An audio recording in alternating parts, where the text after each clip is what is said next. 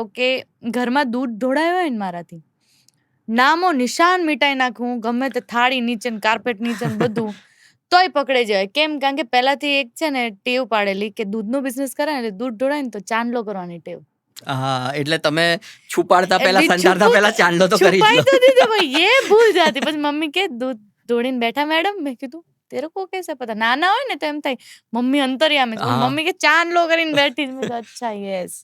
But it was like પેલું કહેવાય ને કે પહેલાથી તમે જ્યારે કેટલ્સ વચ્ચે ઉછર્યા હોય, ગામડે જવાનું થતું અમારે, આમ ભલે સુરેન્દ્રનગર રહેતા હતા, પણ જે જોઈન્ટ ફેમિલીમાં ઉછર્યા હોય ને તો તમારા અંદર છે ને પહેલાથી એ લોકો નથી કહેતા કે છોકરાઓને પબ્લિક સ્પીકિંગ નથી, પણ જોઈન્ટ ફેમિલીમાં રહ્યા હોય ને તમે, તો તમે કાઇન્ડ ઓફ એમાં ઘડાઈ જાઓ.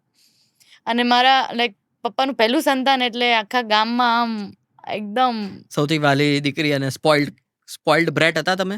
સ્પોઇલ તો નથી થયા. સંસ્કાર મમ્મીએ બહુ સારા આપ્યા છે પહેલાથી, કે વડીલો સામે બોલવાનું નહીં ને ઠીક છે જવા દેવાનું ને એવી રીતે. સંસ્કારમાં જીતી ગઈ છું હું, thank God to my mom. But આમ એવું ખરું કે ઘરમાં એસા રાજકુરી ટાઈપ્સ તો રખા ગયા, વૈસા તો હૈ, આઈ વોન્ટ લાઈક.